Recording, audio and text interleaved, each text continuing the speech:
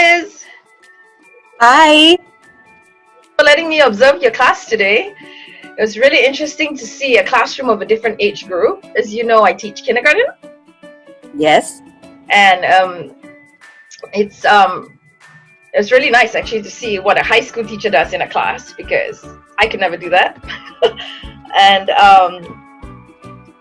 so I feel that at the beginning of the video, it was great that you were standing at the door, greeting the students and welcoming them into the classroom. That really helps set a positive and warm climate.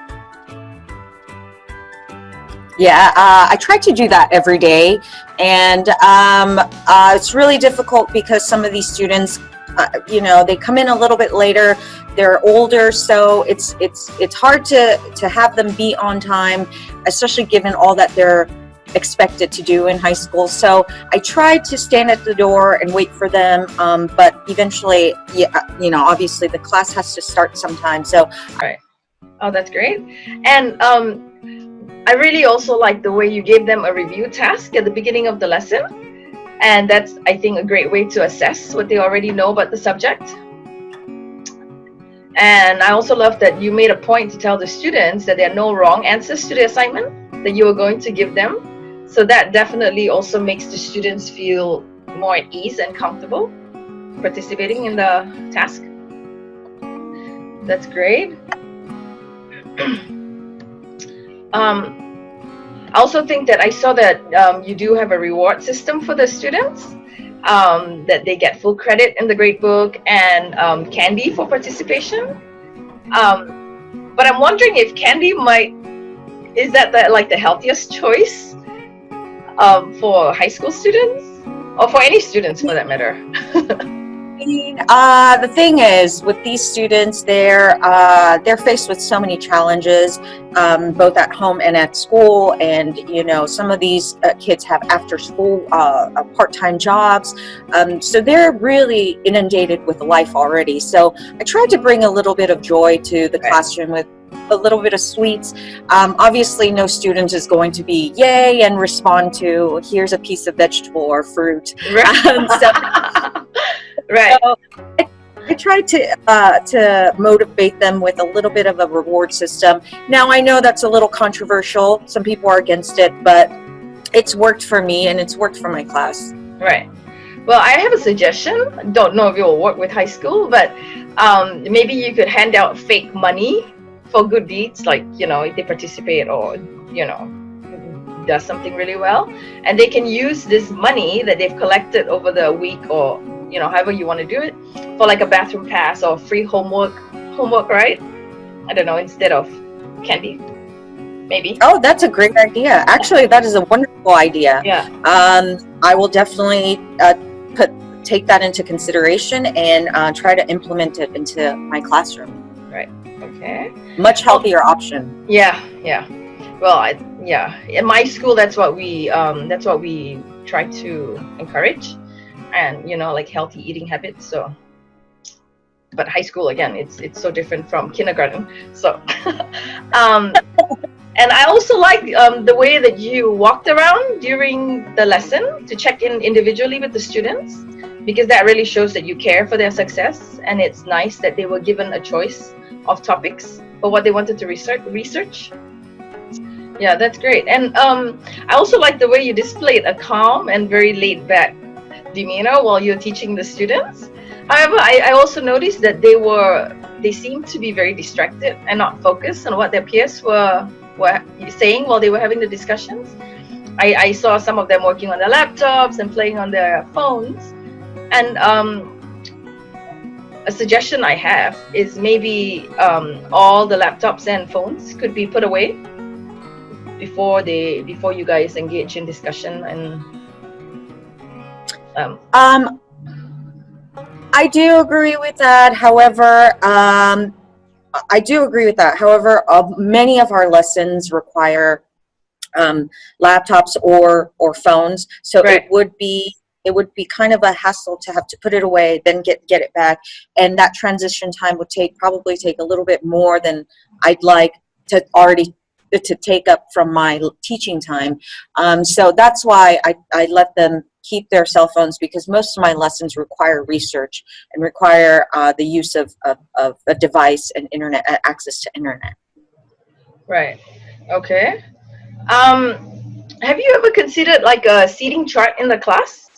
Because I also noticed that students were very free and casual, and they were just walking around during class.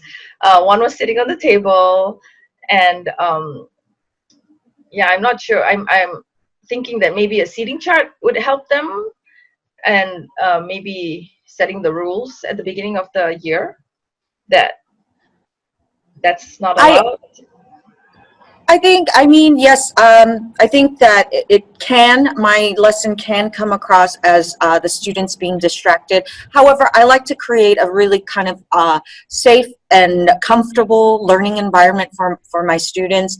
And they're high schoolers, they Right. will chat, talk, they'll get up, and but I don't like to stifle them in any way. The last thing I noticed was that with the research assignment, maybe to make the class more engaging and interactive, maybe you could encourage more collaboration and group work between the students, and maybe that could keep them all focused, you know.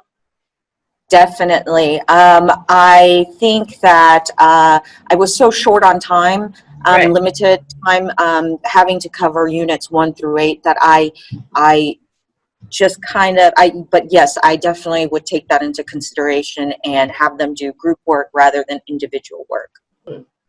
Most of what I observed, and overall, I think you did a wonderful job of including all the students, especially, you know, with the reward of the candy, because, you know, some of them didn't participate and some did, but then you included all of them and everybody got a candy at the end of the class. That's, Thank I just you. want to say kudos to you for teaching high school students. I Thank you so sincerely much. believe that it takes a special person to be able to teach high schoolers. Awesome job, Liz. I also want to thank you for allowing me to observe your class yesterday. Like you said, obviously teaching high school and elementary school is a completely different experience, and I clearly saw that. And just like you had just recommended to me about being more collaborative, I especially enjoyed watching that in your lesson, in your class. It was scaffolded, the lesson was scaffolded, it was super collaborative, and it was multidisciplinary. So I was so impressed by the level of by the complexity of the lesson in one lesson, in one class. It hit so many different things. So when I first observed you, I thought, oh, this lesson is going to be about research methods or research literacy, right? Right. That's what I thought. But then turns out it's multidisciplinary, because towards the end you do a compare and contrast if it's similar or different to Right. Vietnam. And I really thought that was amazing, how this was just a precursor of it was just a plenary lesson for the next day's lesson on comparing and contrasting. So I thought that was really amazing. I thought the students were super engaged, and when you announced the lesson and the students cheered, Yeah. they said, yeah, that just that was so pure and so wonderful, and obviously is not the reaction that I get Right. when I say research this. So amazing job. Prior to just going straight into the research, you activated their prior knowledge, because obviously as I continue to watch, I realize these are Vietnamese kids, right? And so you activated their prior knowledge, what they already knew, and began their research journey with that knowledge, and then you built upon that. And I think you did a great job of scaffolding the lesson. You gave examples and modeled some I think it was transportation. Yeah. You gave them that example and they worked off of that. And so I thought that was really great. When you broke off into groups as well, the transition time seemed to be seamless. The students got into their groups, and you were also really great about differentiating different learners. So one group of students you switched out with another because you thought that this group of students were a little bit better at researching than others, and so you put them together so Right. that they could work together. So this is something that I'm going to take. The takeaway is that I'm going to implement that in my classroom as well. Right. Yeah. Let's see, what else? I liked how you didn't just put them in groups and said, go. You went from each table, you moved around, and you said what they're doing right, whether they were on the right track or not, and yeah, they were all paying attention really closely. There were just, I thought your class was amazing. There's literally very few things that I could recommend. But if I had to suggest one thing, is that instead of, like I said, your students were all well behaved, but at one point you did say shush to them, like shh. Right. So it's, instead of doing that, I would recommend just using maybe some sort of like instrument or maracas or something that you can make it fun for the students. Right. And also it would be good for the audio learners, right? And you teach this to them and they'd know it'd be more positive than shushing them. Right. Oh, that's a great idea. Yeah, to get their attention too with the musical instrument. Thanks. Yeah. And last but not least, the only thing that I would suggest to do is, you had already had the students record their data on sticky pads. Yeah. They knew how to record everything. They knew how to research. They knew how to jot everything down. But then when you were inputting the data into the database, you sat at the front and you input the data into your system. And it seemed, and the students were sitting on the carpet, and it seemed a little bit distracting, or not distracting, but you didn't seem present as you had been. And so obviously you were doing two things at once. So I would just suggest that the students are already doing the data. They're already feeling empowered and self-directed learning. And so what I would suggest is just have them put in the data. That way it doesn't take away from your teaching time. Right. They could just go to your desk and put in the data that they found one by one, and then that would take away from any distractions from your teaching. Right. But overall, I thought your lesson was impeccable. Oh, thank you. Thanks.